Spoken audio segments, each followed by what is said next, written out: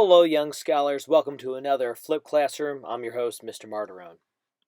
Now, before we get started with the Age of Absolutism, Enlightenment, and the Age of Revolution, there's four terms that are going to be guiding us. So the first term that you want to get down is divine right. Very simply, this is the idea that the rule to govern comes from God.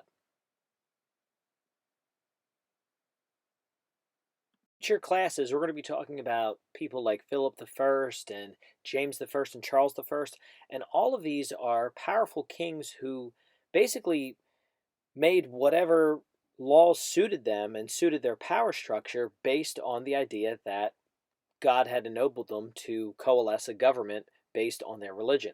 Once these monarchs centralize power and disregard any legislative check, they become what's known as an absolute monarch. And very simply, this is a ruler who has 100% authority over the way of life of the people, over the culture of their country.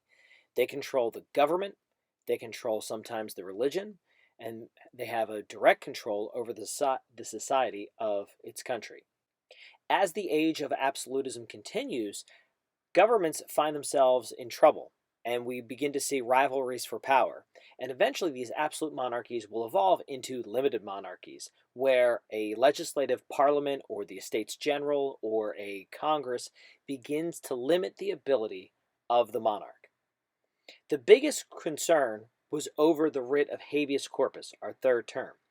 Habeas is Latin for to hold, and corpus is Latin for the body, and the literal translation is to hold the body. And what we're about to see is that powerful kings and queens in England in the 14th and 15th and 16th centuries held people without cause. They jailed their political opponents. And the idea was you can't do that. So we're going to see governments begin to evolve that protect the right of habeas corpus. Today in the United States, if you are arrested, police can only hold you for so long before they actually charge you with a crime. And if the police can't charge you with a crime, they have to release you. This is an old doctrine known as habeas corpus.